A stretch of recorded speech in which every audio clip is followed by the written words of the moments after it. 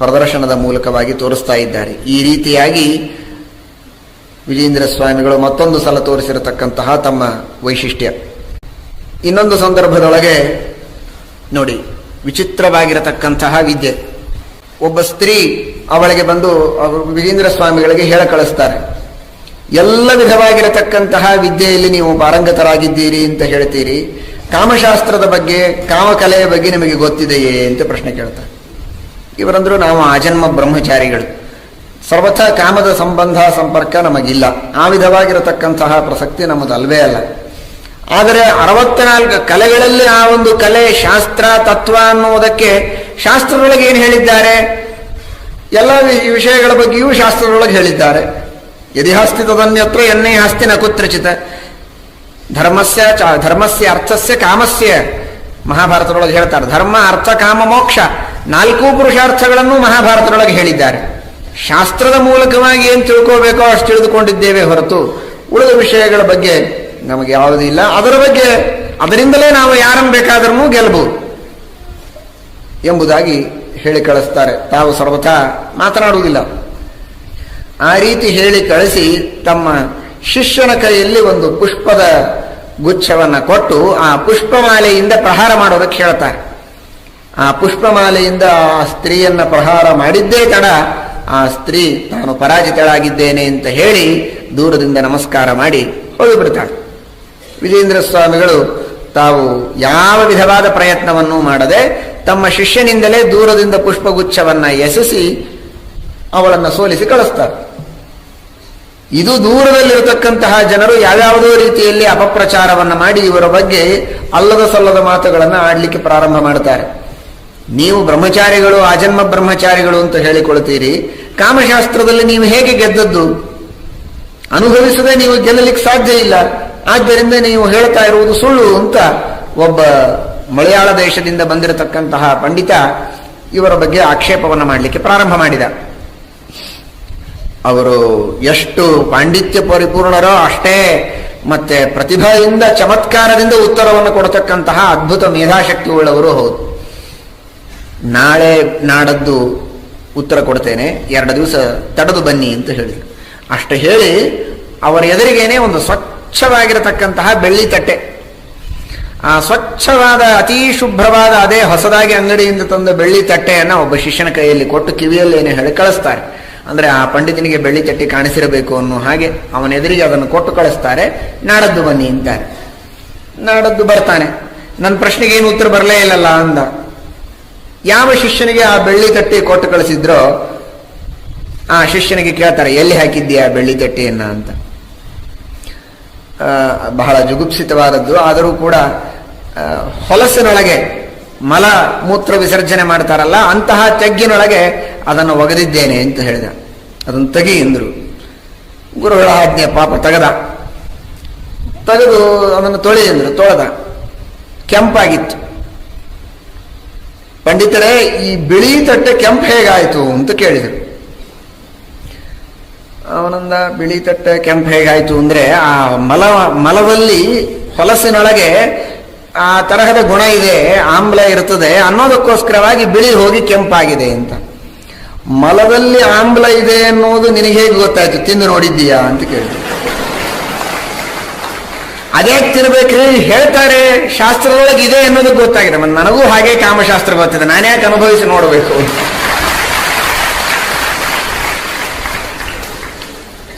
ಅನುಭವಿಸದೇ ಇದ್ರೆ ನನಗೆ ಗೊತ್ತಾಗಿಲ್ಲ ಅಂತ ವಾದ ಮಾಡಿದೆಯಲ್ಲ, ಹಾಗಾದ್ರೆ ನೀನು ತಿಂದಿದ್ದಿ ಅಂತ ಹೇಳಬೇಕಾ? ಅಲ್ಲ. ಆದ್ದರಿಂದ ಈ ತರಹದ ಅಪಪ್ರಚಾರವನ್ನು ಮಾಡಬೇಡ. ನಮ್ಮ ಗುರುಗಳ ಅನುಗ್ರಹದಿಂದ ಆ ವಿಧವಾಗಿರತಕ್ಕಂತಹ ನಿಗ್ರಹ ಶಕ್ತಿ ನಮ್ಮಲ್ಲಿ ದೇವರು ಕೊಟ್ಟಿದ್ದಾನೆ ಎಂಬುದಾಗಿ ವಿಜಯೇಂದ್ರ ತೀರ್ಥ ಶ್ರೀಪಾದಂಗಳವರು ಅಂದ್ರೆ ಈ ರೀತಿಯಾಗಿ ತಮ್ಮ ಪ್ರತಿಭೆಯಿಂದ ಉತ್ತರವನ್ನು ಕೊಟ್ಟು ಕಳಿಸ್ತಾರೆ. ಕೇರಳದಿಂದ ಸುಮಾರು ಜನ ವಿದ್ವಾಂಸರು ಬಂದು ಇದೇ ವಿಷಯದ ಬಗ್ಗೆ ಅನೇಕ ವಿಧವಾದ ರೀತಿಯಲ್ಲಿ ಪರೀಕ್ಷೆಯನ್ನು ಮಾಡಬೇಕು ಅಂತ ಬೇಕಾದಷ್ಟು ಪ್ರಯತ್ನ ಮಾಡ್ತಾರೆ.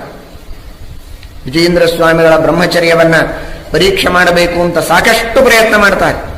ನಾನಾ ವಿಧರಾದಂತಹ ಸ್ತ್ರೀಯರನ್ನ ಕರೆದುಕೊಂಡು ಬಂದು ಬೇಕಾದಷ್ಟು ಅವರ ಅಂಗಚೇಷ್ಟೆಗಳನ್ನು ಮಾಡಿಸಿ ಹಾವಭಾವಗಳನ್ನು ತೋರಿಸಿದರೂ ಕೂಡ ಕಿಂಚಿತ್ತೂ ಮನಸ್ಸಿನ ಮೇಲೆ ವಿಕಾರವಾಗದೆ ಇವರು ತಮ್ಮ ಸ್ಥೈರ್ಯವನ್ನು ತೋರಿಸಿದ್ದನ್ನು ಕಂಡು ಪಂಡಿತರು, ಸ್ತ್ರೀಯರು ಎಲ್ಲರೂ ಶರಣಾಗತರಾಗಿ ಇವರಿಗೆ ಮತ್ತೆ ಬೇಡಿಕೊಳ್ತಾರೆ, ಇವರ ಅನುಗ್ರಹವನ್ನು ಪಡೀತಾರೆ. ಆ ವಿಧವಾದ ಬ್ರಹ್ಮಚರ್ಯವನ್ನು ತೋರಿಸಿರತಕ್ಕಂತಹ ವಿಜೇಂದ್ರ ಸ್ವಾಮಿಗಳು ನನಗೀ ಬ್ರಹ್ಮಚರ್ಯ ಹೇಗೆ ಬಂತು ಅನ್ನೋದನ್ನು ಹೇಳ್ತಾರೆ. ಯಸ್ಯವಾ ಕಾಮಧೇನುರ್ನಃ ಕಾಮಿತಾರ್ಥಾನ್ ಪ್ರಯಚ್ಛತಿ ಸೇವೇತಂ ಜಯ ಯೋಗೀಂದ್ರಂ ಕಾಮಬಾಣಚ್ಛಿದಂ ಸದಾ. ಶ್ರೀಮಠ್ ಟೀಕಾಕೃತ್ಪಾದರನ್ನ ಸ್ತೋತ್ರ ಮಾಡ್ತಾ ಇರುವ ಸಂದರ್ಭದಲ್ಲಿ ವಿಜಯೇಂದ್ರ ಸ್ವಾಮಿಗಳಂತಾರೆ, ಇಂತಹ ಕಾಮನಿಗ್ರಹ ಎಷ್ಟು ಜನ ಸ್ತ್ರೀಯರು ಬಂದು ಅಪ್ಸರಾ ಸ್ತ್ರೀಯರು ಹಿಂದೆ ಋಷಿಮುನಿಗಳ ಕಾಲದಲ್ಲಿ ನಾನಾ ವಿಧವಾಗಿರತಕ್ಕಂತಹ ಪ್ರಯತ್ನವನ್ನ ಮಾಡಿ ಮನವೊಲಿಸಲಿಕ್ಕೆ ತಾವು ಶ್ರಮಿಸಿದಂತೆ ನಿಮ್ಮೆದುರಿಗೆ ಎಷ್ಟು ಜನ ಏನು ಕೊಡದಾಡಿದ್ರು ನಿಮಗೇನೇನೂ ವಿಕಾರ ಆಗಲಿಲ್ಲಲ್ಲ, ಏನಿದು ಸಾಮರ್ಥ್ಯ, ಎಲ್ಲಿಂದ ಬಂತು ನಿಮಗೆ ಅಂತ ಕೇಳಿದರೆ, ಯಸ್ಯವಾ ಕಾಮಧೇನುರ್ನ ಕಾಮಿತಾರ್ಥಾನ್ ಪ್ರಯಚ್ಛತಿ. ಶ್ರೀಮನ್ಯಾಯ ಸುಧಾ ಗ್ರಂಥ, ಆ ಶ್ರೀಮನ್ಯಾಯ ಸುಧಾ ಗ್ರಂಥವನ್ನ ಅಷ್ಟು ಭಕ್ತಿಯಿಂದ ಓದಿ ಪಠನ ಮಾಡಿ ಅದರ ಪಾಠ ಪ್ರವಚನ ಮಾಡಿ ಅಧ್ಯಯನ ಮಾಡಿ ವಿಶೇಷವಾಗಿರತಕ್ಕಂತಹ ಒಂದು ಉಪಾಸನಾ ರೂಪದಲ್ಲಿ ನಾನು ಶಾಸ್ತ್ರಾಭ್ಯಾಸ ಮಾಡಿದ್ದೇನಲ್ಲ, ಅದರ ಫಲವಾಗಿ ಕಾಮ ಬಾಣಚ್ಛಿದಂ ಸದಾ. ಆ ಶ್ರೀಮಠ್ ಟೀಕಾಕೃತ್ಪಾದರು ನಮ್ಮಲ್ಲಿರುವ ಕಾಮ ಬಾಣವನ್ನ ಮುರಿದವರು ಅವರೇ. ಅಂತಹ ಮಹಾನುಭಾವರಾದ ಟೀಕಾಕೃತ್ಪಾದರ ಅನುಗ್ರಹದಿಂದ, ಶ್ರೀಮದ್ ಆಚಾರ್ಯರ ಅನುಗ್ರಹ, ರಾಮದೇವರ ಅನುಗ್ರಹದಿಂದ ಇದು ಬಂದದ್ದೇ ಹೊರತು ನನ್ನ ವೈಶಿಷ್ಟ್ಯ ಅಂತನ್ನೋದಕ್ಕೆ ನಾನು ತೋರಿಸಿಕೊಂಡದ್ದಲ್ಲ. ಇದು ಗುರು ಅನುಗ್ರಹ ಬಲ, ದೇವತಾನುಗ್ರಹ ಬಲ ಎಂಬುದಾಗಿ ವಿಜಯೇಂದ್ರ ಸ್ವಾಮಿಗಳವರು ತಮ್ಮ ಆ ವಿಧವಾಗಿರತಕ್ಕಂತಹ ವಿಶಿಷ್ಟವಾದ ಮಹಿಮೆಯನ್ನು ತೋರಿಸ್ತಾರೆ. ಇನ್ನೊಬ್ಬ ಶಿಲ್ಪಕಲಾ ಪ್ರವೀಣ, ಭಾರಿ ಭಾರಿ ಮೂರ್ತಿಗಳನ್ನು ಮಾಡಿಕೊಂಡು ಬರ್ತಾನೆ. ಅದಕ್ಕೆ ಪ್ರತಿಯಾಗಿ ವಿಜಯೇಂದ್ರ ಸ್ವಾಮಿಗಳು ಅತ್ಯದ್ಭುತ ಮೂರ್ತಿಗಳನ್ನು ಮಾಡಿ ಬರ್ತಾರೆ. ಇದು ಬರೀ ದಂತಕಥೆಯಲ್ಲ. ಇವತ್ತಿಗೂ ಕುಂಭಕೋಣದ ಮಠದಲ್ಲಿ ಮಹಾದ್ವಾರದಲ್ಲಿ ಪ್ರವೇಶ ಮಾಡಿದ ತಕ್ಷಣ ಪಕ್ಕದಲ್ಲಿ ನೂರಾರು ಪ್ರತಿಮೆಗಳನ್ನು ಇವತ್ತಿಗೂ ಇಟ್ಟಿದ್ದಾರೆ. ನಾವು ಅದನ್ನು ನೋಡಿದ್ದೇವೆ. ಅತೀ ಸುಂದರವಾದ ಪ್ರತಿಮೆಗಳು ಸ್ವತಃ ವಿಜಯೇಂದ್ರ ಸ್ವಾಮಿಗಳು ತಮ್ಮ ಕೈಯಿಂದ ರಚನೆ ಮಾಡಿದ್ದು. ಅಷ್ಟು ಸುಂದರವಾದ ಪ್ರತಿಮೆಗಳನ್ನು, ಪಂಚಲೋಹದ ಪ್ರತಿಮೆಗಳನ್ನು ಮಾಡಿಟ್ಟಿದ್ದು ಇವತ್ತಿಗೂ ಅದು ಎಲ್ಲರಿಗೂ ನೋಡ್ಲಿಕ್ಕೆ ಸಿಗತ್ತೆ. ಅಂತಹ ಮಹಾ ಶಿಲ್ಪಕಲೆಯಲ್ಲಿಯೂ ಕೂಡ ಗೆದ್ದು ತೋರಿಸ್ತಾರೆ. ಇನ್ನೊಬ್ಬ ಸ್ವರ್ಣಕಾರ ಭಾರೀ ರತ್ನದ ಪದಕಗಳನ್ನೆಲ್ಲ ಮಾಡುತ್ತಿರ್ತಾನೆ. ವಿಜಯೇಂದ್ರ ಸ್ವಾಮಿಗಳನ್ನ ಆ ವಿದ್ಯೆಯಲ್ಲಿ ಸೋಲಿಸಬೇಕು ಅಂತ ಬಂದ್ರೆ 10-12 ದಿವಸಗಳ ಕಾಲ ಅವರೊಂದು ಪದಕ ಇವರೊಂದು ಪದಕ, ಒಂದೇ ಪದಕವನ್ನ 12-15 ದಿವಸ ಮಾಡ್ತಾರೆ. ಮಾಡಿದರೆ ವಿಜಯೇಂದ್ರ ಸ್ವಾಮಿಗಳು ಆ ಬಂಗಾರವನ್ನು ಕರಗಿಸಿಕೊಳ್ಳೋದು, ತಗಡು ಮಾಡಿಕೊಳ್ಳೋದು, ಅದನ್ನು ರೆಡಿ ಮಾಡಿಕೊಳ್ಳೋದು, ಹರಳು ಜೋಡಿಸೋದು, ಇದನ್ನ ನೋಡೇನೆ ಅವನು ಬೆರಗಾಗಿ ಹೋದ. ಭಾರಿ ತಾನು ಅಖಂಡ 30-40 ವರ್ಷ ಅದರೊಳಗೆ ಗುದ್ದಾಡಿದವನು ಇದೇ ಮೊದಲನೇ ಸಲ ಕೈಯಾಗಿ ಬಂಗಾರ ಹಿಡಿದಂತಹ ಇವರು ಎಷ್ಟು ಅದ್ಭುತವಾಗಿ ಜೋಡಿಸ್ತಾರಲ್ಲ, ಏನಿವರಿಗೆ ದೈವಾನುಗ್ರಹ ಅಂತ ಆಶ್ಚರ್ಯಚಕಿತನಾದ. ಆ ರೀತಿ ಸುವರ್ಣ ಪದಕವನ್ನ ಮಾಡಿ ಅವನು ಮಾಡಿಕೊಟ್ಟು ಸೋತದ್ದು, ಇವರು ಅದ್ಭುತವಾಗಿ ಮಾಡಿದ್ದು. ಎರಡೂ ಪದಕಗಳನ್ನ ನೀವು ನಿತ್ಯದಲ್ಲಿ ಪೂಜೆಗೆ ಉಪಯೋಗಿಸಿ, ಇದೇ ನನ್ನ ಮೇಲೆ ಮಾಡುವ ಅನುಗ್ರಹ ಅಂತ ಅವನು ಶರಣಾಗತನಾಗಿ ಹೋಗ್ತಾನೆ. ಈ ರೀತಿ ಶಿಲ್ಪಕಲೆಯಲ್ಲಿ, ಸ್ವರ್ಣಕಾರನ ಕಲೆಯಲ್ಲಿ ಅಥವಾ ಇನ್ಯಾ ಮಂತ್ರವಿದ್ಯೆಯೊಳಗೆ ಎಲ್ಲಾ ವಿಧವಾದ ವಿದ್ಯೆಗಳಲ್ಲಿಯೂ ಕೂಡ ಜನರನ್ನ ಸೋರಿಸ್ತಕ್ಕಂತಹ ಒಂದು ವಿಶಿಷ್ಟವಾದ ಕಲೆಯನ್ನು ಪಡೆದುಕೊಳ್ತಾರೆ. ಎಲ್ಲ ವಿಧವಾದ ಮಠಗಳ ಅರ್ಥಾತ್ ದೇವಸ್ಥಾನಗಳ ಆಧಿಪತ್ಯ ಇವರ ಕೈಯಲ್ಲಿ ಬಂದಿತ್ತು. ಕುಂಭಕೋಣದ ಎಲ್ಲಾ ದೇವಸ್ಥಾನಗಳು, ಶಾರ್ಂಗಪಾಣಿ ದೇವಸ್ಥಾನ, ಕುಂಭೇಶ್ವರ ದೇವಸ್ಥಾನ ಎರಡಕ್ಕೂ ಸೇರಿ ಒಂದೇ ಸರೋವರ. ಅವರಿಬ್ಬರೊಳಗೆ ಜಗಳ ಬಂತು. ಏನ್ ಜಗಳ ಬಂತು? ಈ ಸರೋವರದ ಅಧಿಕಾರ ನಮ್ಮದು ಅಂತ ಅವರು, ನಮ್ಮದು ಅಂತ ಇವರು. ಇವರ ಹತ್ರ ಬಂತು ನ್ಯಾಯ. ಇವರಂದ್ರು ಸರೋವರದ ನೀರು ಜನರ ಉಪಯೋಗಕ್ಕೆ ಇದ್ದದ್ದು, ಭಕ್ತರು ಸ್ನಾನ ಮಾಡಲಿಕ್ಕೆ, ನೀವು ಉಪಯೋಗಿಸ್ರಿ ಅವರು ಉಪಯೋಗಿಸ್ರಿ, ಜಗಳಕ್ಕೆ ಆಡ್ಬೇಕು. ಅದಕ್ಕೆ ಹಕ್ಕು ತಗೊಂಡು ಏನ್ ಮಾಡ್ತೀರಿ, ಇಬ್ಬರು ಉಪಯೋಗಿಸಿದ್ರೆ ಆಯ್ತಲ್ಲ ಅಂತ. ಆದರೆ ಯಾವ ವ್ಯಕ್ತಿಯನ್ನ ಸೋಲಿಸಿ ವಿಜಯೇಂದ್ರ ಸ್ವಾಮಿಗಳು ಆ ಮಠದ ಆಧಿಪತ್ಯವನ್ನ ತಾವು ತೆಗೆದುಕೊಂಡಿದ್ರೋ ಆ ವ್ಯಕ್ತಿಯ ಶಿಷ್ಯನಿಗೆ ಅಸೂಯೆ ಬೇಕು ಅಂತ ವಿಜಯೇಂದ್ರ ಸ್ವಾಮಿಗಳು ಈ ದೇವಸ್ಥಾನದ ಆಧಿಪತ್ಯ ಕಸಿದುಕೊಳ್ಬೇಕು ಜಗಳ ಹುಟ್ಟಿಸಿ ಎನ್ನುವುದಕ್ಕಾಗೇನೆ ಫಿತೂರಿಯನ್ನ ಮಾಡಿ ಆ ಜನರ ಬಳಿ ಜಗಳ ಹುಟ್ಟಿಸ್ತಾನೆ. ಇವರ ಬಗ್ಗೆ ಅವರ ಎದುರಿಗೆ, ಅವರ ಬಗ್ಗೆ ಇವರ ಎದುರಿಗೆ, ಹೀಗೆ ಹೇಳುತ್ತಾ ಜಗಳ ಹುಟ್ಟಿಸ್ತಾ ಇದ್ದಾನೆ. ನೀವು ಇಷ್ಟಕ್ಕೆ ಸುಮ್ಮನೆ ಕೂಡಬೇಡಿ, ಬರೀ ಸ್ನಾನ ಮಾಡ್ಲಿಕ್ಕೆ ಅವಕಾಶ ಕೊಟ್ರೆ ಏನಾಯ್ತು? ಸ್ನಾನ ಮಾಡ್ಲಿಕ್ಕೆ ಅವಕಾಶ ಬೇಕು ಅಂತಾದ್ರೆ ಇಬ್ಬರಿಗೂ ಬನ್ನಿ ಅಂತ ಅವಕಾಶ ಕೊಟ್ಟಿದ್ದಾರೆ ಅವರು. ಅದಲ್ಲ, ನಿಮಗೆ ಹಕ್ಕು ಕೇಳಿ ನೋಡಿ. ಭಕ್ತಿಯಿಂದ ಸ್ನಾನ ಮಾಡಿದ್ರೆ ಸಾಕಾಗುವುದಿಲ್ಲ ಅಂತ ಅವರಿಗೆ, ಇದು ನಮ್ಮದೇ ಹಕ್ಕು ಅಂತ ಬರಬೇಕಂತೆ. ಅಂದ್ರೆ ಮಾತ್ರ ಅವರಿಗೆ ಅಲ್ಲಿ ಸ್ನಾನ ಮಾಡಿದ್ರಿಂದ ಸಂತೋಷ. ಸುಮ್ಮನೆ ಸ್ನಾನ ಮಾಡ್ತೇವೆ, ಪೂಜೆ ಮಾಡ್ಕೊಂಡು ಹೋಗ್ತೇವೆ ಅಂದ್ರೆ ಅಲ್ಲ, ನಮ್ಮ ಹಕ್ಕು ಬೇಕು ಅಂತ ಸಾಧಿಸಬೇಕು ಅನ್ನೋದರ ದುರಾಗ್ರಹ. ಹಾಗೆ ನೀವು ದುರಾಗ್ರಹ ಮಾಡಿದರೆ ನಿಶ್ಚಿತವಾಗಿಯೂ ಅವರು ಒಪ್ಪಿಗೆ ಕೊಡುವುದಿಲ್ಲ. ಅವರೇನಿದ್ರು ಶಾಂಗಪಾಣಿಯ ಪಕ್ಷಪಾತಿಗಳು. ಹೀಗಾಗಿ ನಿಮಗೆ ಒಪ್ಪಿಗೆ ಕೊಡದೇ ಇದ್ರೆ ನೀವು ಜಗಳ ಆಡಿ ಅವರನ್ನು ಹೊರಗೆ ಹಾಕಿಬಿಡಿ ಅಂತ ಇವನು ಚುಚ್ಚಿಕೊಟ್ಟ. ಆದರೆ ವಿಜಯೇಂದ್ರ ಸ್ವಾಮಿಗಳಂದ್ರು, ಇಲ್ಲ, ಅಧಿಕಾರದ ಬಗ್ಗೆ ಜಗಳಾಡಬೇಡಿ, ಅದು ಮೊದಲಿನಿಂದ ಶಾರ್ಂಗಪಾಣಿ ದೇವಸ್ಥಾನದ್ದೇ, ಅದು ಅವರಿಗೆ ಬಿಟ್ಟುಬಿಡಿ, ನಿಮ್ಮ ಪಾಡಿಗೆ ನೀವು ಸ್ನಾನ ಮಾಡ್ಕೊಂಡು ಹೋಗಿ ಅಂದ್ರೆ, ಇಲ್ಲ, ಅದಾಗುವುದಿಲ್ಲ, ನಾವು ಅನೇಕ ವಿಧವಾಗಿರತಕ್ಕಂತಹ ಚಿಹ್ನೆಗಳನ್ನ ನೋಡಿದರೆ ಅದು ಕುಂಭೇಶ್ವರ ದೇವಸ್ಥಾನಕ್ಕೆ ಸಂಬಂಧಪಟ್ಟದ್ದು ಅಂತ ಗೊತ್ತಾಗ್ತದೆ ಎಂದರು. ಏನ್ ಚಿಹ್ನೆಗಳು? ಇವರು ಮೊದಲಿಗೆ ಅಷ್ಟು ವಿಚಾರ ಮಾಡಿಟ್ಟಿದ್ರು. ಕುಂಭೇಶ್ವರನಿಗೆ ಸೂಚಕವಾಗಿರತಕ್ಕಂತಹ ಸಾವಿರಾರು ಲಿಂಗಗಳನ್ನ ರಾತ್ರೋರಾತ್ರಿ ಕಲ್ಲಿನ ಲಿಂಗಗಳನ್ನು ಒಳಗೆ ಹಾಕಿಬಿಟ್ಟಿದ್ರು. ಮುಳುಗಿ ತೆಗೆದರೆ ಲಿಂಗಗಳೇ ಕಾಣಿಸ್ಬೇಕು. ಹಾಗಾದರೆ ಇದು ಕುಂಭೇಶ್ವರ ದೇವಸ್ಥಾನಕ್ಕೆ ಸಂಬಂಧಪಟ್ಟದ್ದು.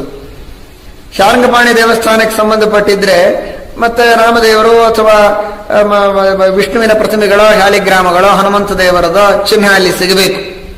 ಅದು ಸಿಕ್ಕಿಲ್ಲ ಅಂದಮೇಲೆ ಇದು ನಿಮ್ಮ ದೇವಸ್ಥಾನಕ್ಕೆ ಸಂಬಂಧಪಟ್ಟದ್ದಲ್ಲ ಅಂತ ಹೇಳಿಸುವುದಕ್ಕೆ ರಾತ್ರೋರಾತ್ರಿ ಸಾವಿರಾರು ಲಿಂಗಗಳನ್ನ ಟ್ರಕ್ಗಟ್ಟಲೆ ತರಿಸಿ ಒಳಗೆ ಹಾಕಿಸಿದ.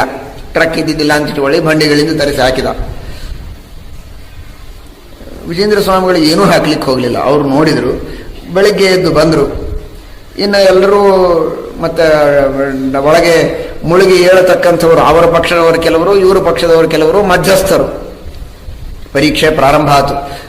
ನೀರೊಳಗೆ ಜಿಗಿಯೋದು, ಒಳಗಿನ ಪದಾರ್ಥಗಳನ್ನು ಮೇಲೆ ತೆಗೆಯೋದು. ಇವರು ಒಂದು ಮಂತ್ರಾಕ್ಷತೆ ಹಾಕಿದ್ರು ಅಷ್ಟೇ, ಬೇರೇನು ಹಾಕಿದ್ದಿಲ್ಲ. ತೆಗೆದು ನೋಡಿದರೆ ಬರೀ ಹನುಮಂತ ದೇವರ ಮೂರ್ತಿಗಳು, ರಾಮದೇವರ ಮೂರ್ತಿ, ಬರೀ ಶಾಲಿಗ್ರಾಮಗಳು ಬರಲಿಕ್ಕೆ ಪ್ರಾರಂಭ ಆಯಿತು. ಅವನಂದ, ನಾನು ಸಾವಿರಾರು ಹಾಕಿಸಿದ್ದೇನೆ, ಒಂದೂ ಕುಂಭೇಶ್ವರನ ಸೂಚಕ ಇಲ್ಲ, ಕೇವಲ ಇದು ಮಾತ್ರ ಯಾಕೆ ಬರ್ತಾ ಇದೆ ಅಂತ. ಎಷ್ಟು ತೆಗೆದರೂ ಅವನಿಗೆ ಒಂದು ಲಿಂಗ ಸಿಗುತ್ತಾ ಇಲ್ಲ. ಕೊನೆಗೆ ಬಂದು ಶರಣಾಗತರಾಗಿ, ನಾವು ಮಾಡಿದ್ದು ತಪ್ಪಾಯಿತು, ಮೊದಲಿನಿಂದಲೂ ಇದು ಶಾಂಗಪಾಣಿ ದೇವಸ್ಥಾನಕ್ಕೆ ಸಂಬಂಧಪಟ್ಟದ್ದು, ನೀವು ಹೇಳಿದಂತೆ ನೀವು ಸತ್ಯ ಮಾತಾಡ್ತೀರಿ, ಸುಳ್ಳು ಮಾತಾಡುವುದಿಲ್ಲ, ನಿಮ್ಮ ಎದುರಿಗೆ ನಾವು ಮೋಸ ಮಾಡಿ ವಂಚನೆ ಮಾಡಿ ಏನಾದರೂ ಜಯ ಸಾಧಿಸೇವು ಅಂದರೂ ಸಾಧ್ಯ ಇಲ್ಲ, ಯಾವಾಗಿದ್ದರೂ ತತ್ವಕ್ಕೇನೆ ಜಯ, ನಿಮ್ಮ ಎದುರಿಗೆ ನಾವು ನಿಲ್ಲಲಾರೆವು ಎಂಬುದಾಗಿ ಶರಣಾಗತರಾಗಿ ಹೋಗ್ತಾರೆ ಎಂಬಂತಹ ಮಾತನ್ನ ನಾವು ಕೇಳ್ತೇವೆ. ಹೀಗೆ ಒಂದಲ್ಲ ಎರಡಲ್ಲ ಅನೇಕ ವಿಧವಾದ ಮಹತ್ವವನ್ನು ತೋರಿಸ್ತಾರೆ. ಕಂಚಿ ಕ್ಷೇತ್ರದಲ್ಲಿ ಸುಮಾರು 6 ತಿಂಗಳ ಕಾಲ ವಾಸ ಮಾಡಿ ಅಲ್ಲಿರುವ ಎಲ್ಲ ವಿಧವಾದ ವಾದಿಗಳನ್ನು ಸೋಲಿಸಿ ಸಿದ್ಧಾಂತದ ಸ್ಥಾಪನೆಯನ್ನು ಮಾಡ್ತಾರೆ. ಇನ್ನನೇಕ ಕ್ಷೇತ್ರಗಳಲ್ಲಿ ವಾದ ವಿವಾದಗಳನ್ನು ಮಾಡಿ ಸಿದ್ಧಾಂತದ ಸ್ಥಾಪನೆಯನ್ನು ಮಾಡ್ತಾರೆ. ಭಟ್ಟೋಜಿ ದೀಕ್ಷಿತರು, ಅಪ್ಪೈ ದೀಕ್ಷಿತರು, ಹೀಗೆಲ್ಲ ಅವರ ಸಮಕಾಲೀನರಾದ ಅನೇಕ ಘನಘನ ವಿದ್ವಾಂಸರೆಲ್ಲ ಇದ್ದಾರೆ. ಅವರೆಲ್ಲರ ಜೊತೆಗೆ ವಾದ ಮಾಡಿದ್ದಾರೆ. ಅಂತಹ ಮಹಾನುಭಾವರು ವಿಜಯೇಂದ್ರ ಶ್ರೀಪಾದಂಗಳವರು ವ್ಯಾಸರಾಜರ ಶಿಷ್ಯರಾಗಿ, ವಾದಿರಾಜರ ಮಿತ್ರರಾಗಿ, ರಾಘವೇಂದ್ರ ಸ್ವಾಮಿಗಳ ಪರಮಗುರುಗಳಾಗಿ, ಸುಧೀಂದ್ರರ ಗುರುಗಳಾಗಿ, ಸುರೇಂದ್ರರ ಶಿಷ್ಯರಾಗಿ ಇಡೀ ಜಗತ್ತಿಗೆ ಇಂತಹ ವಿಶೇಷವಾಗಿರತಕ್ಕಂತಹ ತಮ್ಮ ತಪಸ್ಸಾಮರ್ಥ್ಯದಿಂದ ಅನುಗ್ರಹವನ್ನು ಮಾಡುವ ಮಹಾನುಭಾವರು. ಅವರು ಬರೆದ ಗ್ರಂಥಗಳ ವಿಷಯ ಬಹಳ ಇದೆ, ಅದನ್ನು ಹೇಳುವುದಕ್ಕೆ ಇಷ್ಟು ಅಲ್ಪ ಸಮಯ ಸಾಲದು. ಅವರು ತಮ್ಮ ಒಂದು ಸ್ತೋತ್ರದಲ್ಲಿ ಭಗವಂತನಿಗೆ ಪ್ರಾರ್ಥನೆ ಮಾಡಿದ್ದಾರೆ. ಪರಮಾತ್ಮನಿಗೆ ಹೇಳ್ತಾರೆ, ಜಗತ್ತಿನೊಳಗೆ ಲಕ್ಷ್ಮೀದೇವಿಗೂ ಎಣಸಲಿಕ್ಕೆ ಆಗದೇ ಇದ್ದ ವಸ್ತುಗಳು ಅಂದ್ರೆ 2 ಇವೆ ಅಂತ ಹೇಳಿದರು. 2 ಯಾವುದಪ್ಪ? ಒಂದೇ ಅಂತ ತಿಳ್ಕೊಂಡಿದ್ವಲ್ಲ ನಾವು ಅಂದ್ರೆ ಹೌದು. ಒಂದು ನಿನ್ನ ಗುಣಗಳು, ನಿನ್ನ ಗುಣಗಳನ್ನು ಲಕ್ಷ್ಮೀದೇವಿಗೆ ಇನ್ನೂ ಎಣಿಸ್ಲಿಕ್ಕೆ ಆಗಿಲ್ಲ, ಇಷ್ಟೇ ಎಲ್ಲರೂ ತಿಳ್ಕೊಂಡಾರೆ. ಆದ್ರೆ ಅದೊಂದೇ ಅಲ್ಲ, ನಮ್ಮ ಪಾಪಗಳನ್ನು ಅವಳಿಗೆ ಎಣಿಸ್ಲಿಕ್ಕೆ ಸಾಧ್ಯ ಇಲ್ಲ ಅಂತ. ಲಕ್ಷ್ಮೀದೇವಿಗೂ ಎಣಿಸ್ಲಿಕ್ಕಾಗದೇ ಇದ್ದದ್ದು 2. ರಮಯಾಪ್ಯಗಣೇಯ ವಸ್ತುಜಾತಂ ದ್ವಿವಿಧಂ ಪ್ರಾಹುರಮಂದ ಬುದ್ಧಿಭಾಜ ತವ ಸದ್ಗುಣಜಾತಮೇಕಮನ್ಯನ್ ಮಮ ದುರ್ವಾರ ದುರಂತ ಪಾಪಜಾತಂ. ನಿನ್ನ ಸದ್ಗುಣಗಳು, ನನ್ನ ಪಾಪಗಳು, ಇವೆರಡೂ ಲಕ್ಷ್ಮೀದೇವಿಗೆ ಎಣಿಸಲಿಕ್ಕಾಗದೇ ಇದ್ದದ್ದು. ಅಷ್ಟು ಪಾಪಗಳನ್ನು ನಾನು ಮಾಡಿದಾಗ ನಿನ್ನ ಕರುಣೆ ಒಂದು ಬಿಟ್ಟರೆ ನನ್ನ ಉದ್ಧಾರಕ್ಕೆ ಇನ್ನೊಂದು ದಾರಿ ಇಲ್ಲ ಎಂಬುದಾಗಿ ನಮ್ಮೆಲ್ಲರ ಪರವಾಗಿ ಸ್ತೋತ್ರವನ್ನು ಮಾಡಿದ್ದಾರೆ. ಅವರಷ್ಟು ಪಾಪ ಮಾಡಿದ್ದಾರೆ ಅಂತ ಅರ್ಥ ಅಲ್ಲ, ಪಾಪಿಗಳಾದ ಜನರಿಗೋಸ್ಕರ ಈ ಸ್ತೋತ್ರವನ್ನು ಮಾಡಿಕೊಂಡು ನೀವು ಉದ್ಧಾರ ಮಾಡಿಕೊಳ್ಳಿ ಅಂತ ಅವರು ನಮಗೆ ತಿಳಿಸಿಕೊಟ್ಟ, ವಿಜೇಂದ್ರ ಸ್ವಾಮಿಗಳು ತಿಳಿಸಿಕೊಟ್ಟಿದ್ದಾರೆ. ಲಕ್ಷ್ಮೀದೇವಿಗೂ ನಮ್ಮ ಪಾಪಗಳನ್ನು ಎಣಿಸಲಿಕ್ಕೆ ಆಗೋದಿಲ್ಲ ಅನ್ನೋದರೊಳಗೆ ತಾತ್ಪರ್ಯ ಇಲ್ಲ. ಭಗವದಿತರ ಹತ್ರ ಅನಾಲೋಚನೆ ಸರ್ವ ವಿಷಯಕಂ ಜ್ಞಾನಂ. ಲಕ್ಷ್ಮೀದೇವಿಗೆ ನಮ್ಮ ಪಾಪಗಳ ಪೂರ್ಣ ಜ್ಞಾನ ಚೆನ್ನಾಗಿ ಉಂಟೇ ಉಂಟು. ಅವರು ಹೇಳುವುದರ ತಾತ್ಪರ್ಯ, ಅಷ್ಟು ಪಾಪಗಳನ್ನು ನಾವು ಮಾಡಿದ್ದೇವೆ, ಆ ಎಲ್ಲ ಪಾಪಗಳನ್ನು ನೀನು ಉದ್ಧಾರ ಮಾಡು. ಕಣ್ಣಿನಿಂದ ದೇವರನ್ನು ನೋಡೋದು ಬಿಟ್ಟು ದುಷ್ಟ ವಿಷಯಗಳನ್ನು ನೋಡುತ್ತೇವೆ, ನೈವೇದ್ಯವನ್ನು ತಿನ್ನೋದು ಬಿಟ್ಟು ಅನಿವೇದಿತವಾದ ನಿಷಿದ್ಧವಾದಂತಹ ಪದಾರ್ಥಗಳನ್ನು ಭಕ್ಷಣೆ ಮಾಡುತ್ತೇವೆ, ಪರಮಾತ್ಮನ ಮಂದಿರಗಳಿಗೆ ಯಾತ್ರೆ ಮಾಡುವುದು ಬಿಟ್ಟು ಇನ್ಯಾವುದೋ ತರಹದ ಸಿನಿಮಾಗಳನ್ನು ನೋಡೋದಕ್ಕೋ ಅಥವಾ ಇನ್ನೊಬ್ಬ ಬೈಯೋದಕ್ಕೋ ಹೊಡೆಯೋದಕ್ಕೋ ಕೆಟ್ಟ ಕೆಟ್ಟ ಕೆಲಸಗಳಿಗೆ ನಾವು ಓಡಾಡಿ ನಮ್ಮ ಕೈ, ಕಾಲು, ಕಣ್ಣು, ಕಿವಿ ಎಲ್ಲ ಹಾಳು ಮಾಡಿಕೊಂಡಿದ್ದೇವೆ. ಎಲ್ಲ ವಿಧವಾದ ಇಂದ್ರಿಯಗಳಿಂದ ಮಾಡಿದ ಪಾಪಗಳನ್ನು ಪರಿಹಾರ ಮಾಡುವುದಕ್ಕೆ ನಿನ್ನ ಕರುಣೆಯೊಂದೇ ಒಂದು ನಮಗೆ ದಾರಿ ಎಂಬುದಾಗಿ ಸುಂದರವಾದ ಪ್ರಾರ್ಥನೆಯನ್ನು ಮಾಡುತ್ತಾರೆ. ದಾಸ ಸಾಹಿತ್ಯಕ್ಕೂ ಪ್ರವರ್ತಕರಾಗಿದ್ದಾರೆ. ವಿಶೇಷವಾಗಿ ವ್ಯಾಸರಾಜರಿಂದ, ಶ್ರೀಪಾದರಾಜರಿಂದ ಪ್ರವರ್ತಿತವಾದರೂ ಕೂಡ ವಿಜಯೇಂದ್ರ ಸ್ವಾಮಿಗಳು ಕೂಡ ಅದಕ್ಕೆ ಪ್ರೋತ್ಸಾಹನವನ್ನು ಕೊಟ್ಟು ತಾವೂ ಕೆಲವು ಪದ್ಯಗಳನ್ನು ಮಾಡಿ ಅದಕ್ಕೆ ಪ್ರೋತ್ಸಾಹನೆಯನ್ನು ನೀಡಿದ್ದಾರೆ. ಅಂತಹ ಮಹಾನುಭಾವರಾದ ವಿಜಯೇಂದ್ರ ಸ್ವಾಮಿಗಳ ಅನುಗ್ರಹ ನಮ್ಮ ಮೇಲೆ, ನಿಮ್ಮ ಮೇಲೆ, ಎಲ್ಲರ ಮೇಲೆ ಆಗಲಿ ಅಂತ ಕೇಳಿಕೊಂಡು ಎರಡು ಮಾತುಗಳನ್ನು ಉತ್ತರಾರಾಧನೆಯ ದಿನ ಸಮಯವಾದದ್ದರಿಂದ ಒಂದೆರಡೇ ಮಾತುಗಳನ್ನು ತಿಳಿದು ಅವರ ಸ್ಮರಣೆಯನ್ನು ಮಾಡಿ ಮುಗಿಸುವಂತಹ ಪ್ರಯತ್ನ ಮಾಡೋಣ. ಅನೇಕ ವಿಧವಾದ ಕಲಾವಂತರ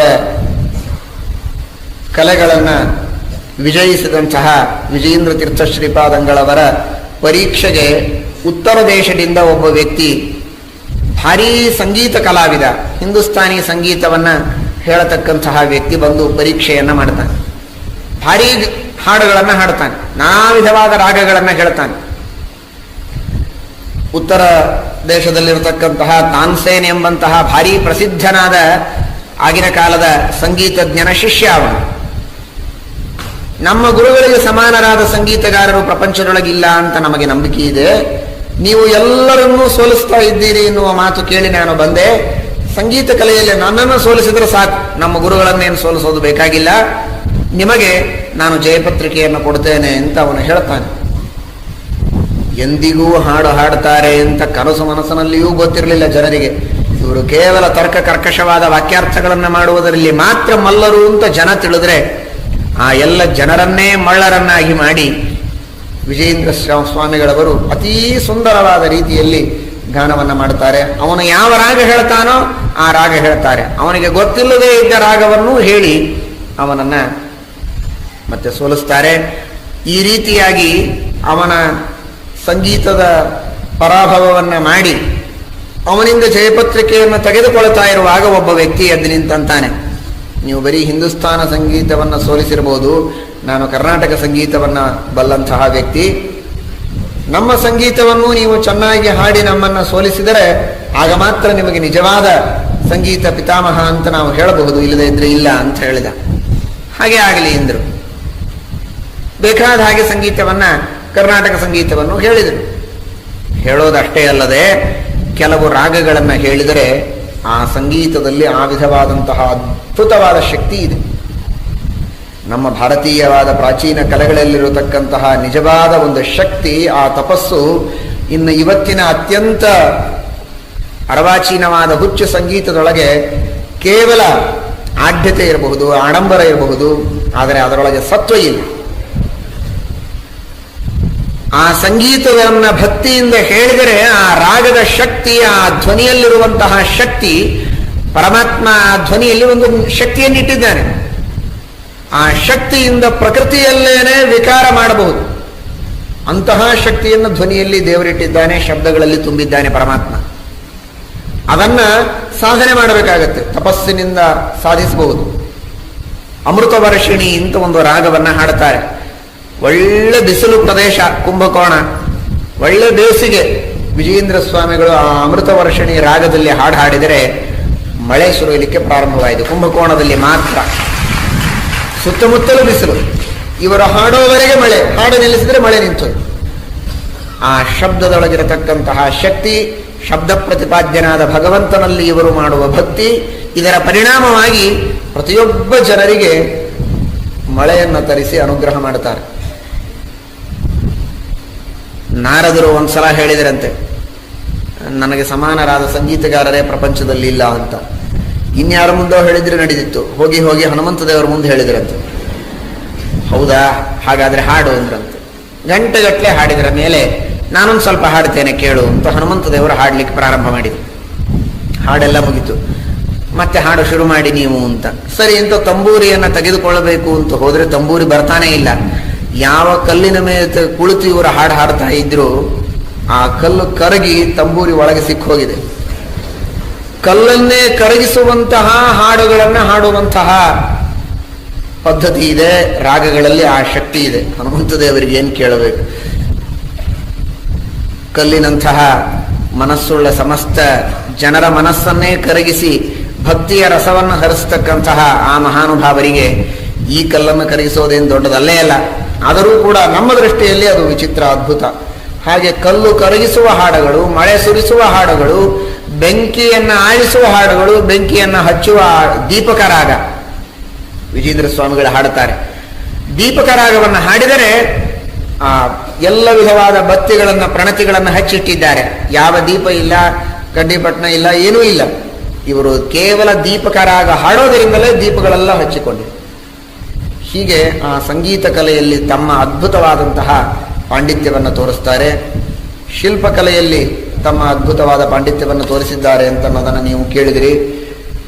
ಬಟ್ಟೆಯನ್ನ ಹೊಲೆಯತಕ್ಕಂತಹ ಕಲೆ, ಬಟ್ಟೆಯನ್ನ ಮಾಡುವಂತಹ ನೇಗಾರನ ಕಲೆ, ಉತ್ತಮವಾದ ಪೀತಾಂಬರವನ್ನ ರಚನೆ ಮಾಡಿಕೊಡ್ತಾನೆ ಒಬ್ಬನು. ಭಾರೀ ರೇಷ್ಮೆಯ ಪೀತಾಂಬರ.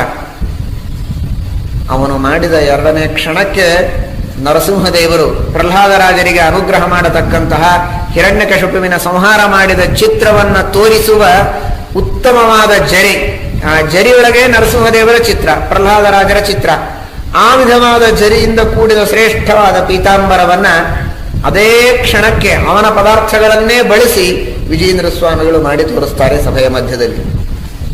ಅದನ್ನ ಸಮಗ್ರವಾಗಿರತಕ್ಕಂತಹ ದೇಶದಲ್ಲಿ ನಾನು ತೋರಿಸ್ತೇನೆ, ನಿಮ್ಮ ಮಹಿಮೆಯನ್ನು ಕೊಂಡಾಡ್ತೇನೆ, ನನಗೆ ಕೊಡಿ ಅಂತ ಅವನು ಇಸುಕೊಂಡು ಹೋಗ್ತಾನೆ. ಅವನ ಮೇಲೆ ಅನುಗ್ರಹ ಮಾಡಿ ಕಳಿಸ್ತಾರೆ. ಈ ರೀತಿಯಾಗಿ ನಾನಾ ವಿಧವಾಗಿರತಕ್ಕಂತಹ ತಮ್ಮ ಕಲೆಗಳ ಪ್ರದರ್ಶನವನ್ನೂ ಮಾಡ್ತಾರೆ. ಜೊತೆಗೆ ಶ್ರೀಮದಾಚಾರ್ಯರ ಟೀಕಾಕೃತ್ಪಾದರ ಗ್ರಂಥಗಳ ಮೇಲೆ ನಾನಾ ವಿಧವಾದ ಆಕ್ಷೇಪಗಳನ್ನು ಜನರು ಮಾಡಿದಾಗ ಅವುಗಳಿಗೆ ಸಮರ್ಪಕವಾದ ಉತ್ತರವನ್ನು ಕೊಟ್ಟು ಅಲ್ಲಲ್ಲಿ ವಾದಗಳಲ್ಲಿ ಪ್ರತಿವಾದಿಗಳನ್ನು ಜಯಿಸಿ ಸಿದ್ಧಾಂತದ ಸ್ಥಾಪನೆಯನ್ನು ಮಾಡತಕ್ಕಂತಹ ಮಹಾನುಭಾವರು ವಿಜಯೇಂದ್ರ ತೀರ್ಥ ಶ್ರೀಪಾದಂಗಳವರು. ಅಂತಹ ವಿಜಯೇಂದ್ರ ತೀರ್ಥ ಶ್ರೀಪಾದಂಗಳವರ ಉಪಸಂಹಾರ ವಿಜಯ ಎಂಬಂತಹ ಒಂದು ಗ್ರಂಥ, ಉಪಕ್ರಮ ಪರಾಕ್ರಮ ಅಂತ ಬರೆದಂತಹ ಗ್ರಂಥಕ್ಕೆ ಉಪಸಂಹಾರ ವಿಜಯ ಎಂಬ ಗ್ರಂಥವನ್ನು ವಿಜಯೇಂದ್ರ ಸ್ವಾಮಿಗಳು ಬರೀತಾರೆ. ಆ ಉಪಸಂಹಾರ ವಿಜಯ ಎಂಬ ಗ್ರಂಥದ ಮೇಲೆ ಅರ್ವಾಚೀನರು ಕೆಲವರು ಪುನಃ ಅದಕ್ಕೆ ಖಂಡನವನ್ನ ಮಾಡುವ ಪ್ರಯತ್ನ ಮಾಡಿದಾಗ ನಮ್ಮ ಗುರುಗಳು ವಿಜಯೇಂದ್ರ ವಿಜಯ ವೈಭವ ಎಂಬಂತಹ ಗ್ರಂಥವನ್ನ ರಚನೆ ಮಾಡಿ ವಿಜಯೇಂದ್ರ ತೀರ್ಥ ಶ್ರೀಪಾದಂಗಳವರು ಉಪಸಂಹಾರ ವಿಜಯ ಎಂಬಂತಹ ಏನು ಗ್ರಂಥವನ್ನ ರಚನೆ ಮಾಡಿದ್ದಾರೆ, ಉಪಸಂಹಾರದ ಪ್ರಾಬಲ್ಯವನ್ನು ತಿಳಿಸಿಕೊಟ್ಟಿದ್ದಾರೆ. ಅದು ಅತ್ಯಂತ ಸರಿಯಾದದ್ದು. ಅದಲ್ಲದೆ ಇನ್ನನೇಕ ವಿಷಯಗಳನ್ನ ವಿಜಯೇಂದ್ರ ತೀರ್ಥ ಶ್ರೀಪಾದಂಗಳವರು ಶ್ರೀಮದಾಚಾರ್ಯರ ಸಿದ್ಧಾಂತದ ಸಮರ್ಥನೆಗೆ ಹೇಳಿದಂತಹ ಯುಕ್ತಿಗಳನ್ನ ಅತ್ಯಂತ ಅಕಾಟ್ಯವಾಗಿವೆ ಎಂಬುದಾಗಿ ನಮ್ಮ ಗುರುಗಳು ತಾವು ಗ್ರಂಥವನ್ನು ಬರೆದು ವಿಜಯೇಂದ್ರರ ವೃಂದಾವನದ ಸನ್ನಿಧಿಯಲ್ಲಿ ಕುಂಭಕೋಣದಲ್ಲಿ ಅದನ್ನು ಸಮರ್ಪಣೆ ಮಾಡಿದ್ದಾರೆ. ಇವತ್ತಿಗೂ ಅದು ಮುದ್ರಿತವಾದಂತಹ ಗ್ರಂಥ. ಅಂತಹ ವಿಜಯೇಂದ್ರ ಸ್ವಾಮಿಗಳವರ ಒಂದು ಪರಮಾನುಗ್ರಹ ನಮ್ಮೆಲ್ಲರ ಮೇಲೆ ಇರಲಿ ಅಂತ ಪ್ರಾರ್ಥಿಸುತ್ತಾ 2 ಮಾತುಗಳನ್ನು ಮುಗಿಸ್ತೀವಿ. ಶ್ರೀಕೃಷ್ಣ.